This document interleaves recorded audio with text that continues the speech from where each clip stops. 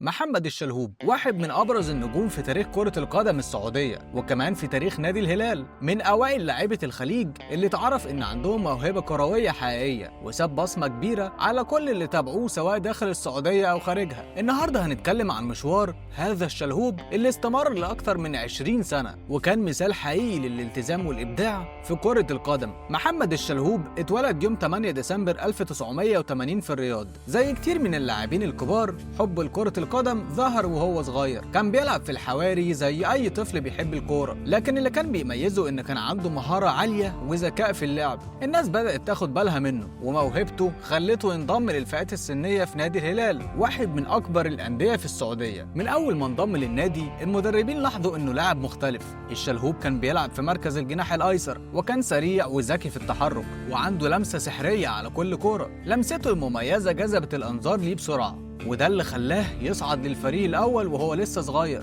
في 1998 الشلهوب خد أول خطوة كبيرة في مسيرته لما انضم للفريق الأول في الهلال. ساعتها كان عنده 18 سنة، لكن برغم صغر سنه ما حسش بالخوف أو التردد. كان عنده ثقة كبيرة في نفسه، وده ظهر في أدائه على أرض الملعب وفي موسمه الأول مع الفريق. ساعد الهلال على الفوز بالدوري السعودي، ودي كانت البداية لمشوار طويل مليان إنجازات وبطولات. على مر السنين محمد الشلهوب أصبح واحد من الأعمدة الأساسية في فريق الهلال. كان معروف بسرعته ومهارته العالية في المراوغة والتمرير، وكمان قدرته على تسجيل الأهداف من الضربات الحرة. كل إمكانياته دي كانت دايما بتخليه يلعب دور حاسم في مباريات كبيرة، مش بس على مستوى الهلال. محمد الشلهوب كان ليه دور كبير جدا مع المنتخب السعودي. بدأ مشواره الدولي في سنة 2000 وشارك في بطولات كتير مع المنتخب، منها كأس العالم 2002 وكأس العالم 2006. رغم ان المنتخب ما حققش نجاحات كبيرة في البطولات دي، إلا ان الشلهوب كان دايما بيقدم مستويات قوية وكان دايما في صدارة اللاعبين المميزين.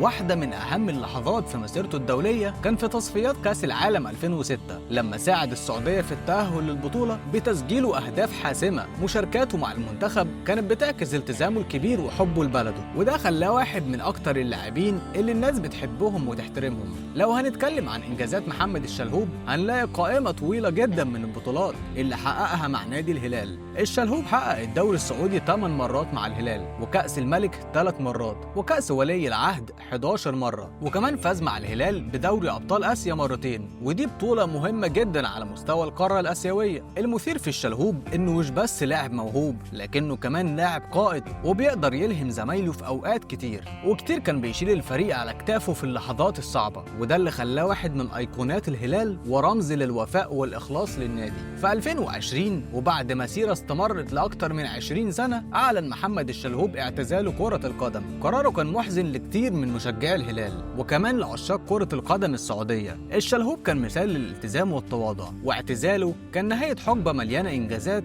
وأهداف ومواقف لا تنسى. لكن برغم اعتزاله محمد الشلهوب فضل حاضر في قلوب الجماهير حتى بعد ما بطل لعب. الناس بتفتكر إبداعاته وأدائه الملهم. كان دايما لاعب مهاري، لكن الأهم من كده كان عنده أخلاق رياضية عالية وعمره ما دخل في أي مشاكل أو أزمات مع حد. محمد الشلهوب يعتبر واحد من أعظم اللاعبين اللي مروا في تاريخ كرة القدم السعودية، سواء بمستواه الفني أو بشخصيته المبهرة. وكل مشجع للهلال أو لكرة القدم السعودية كان عنده ذكرى جميلة مرتبطة بالشلهوب.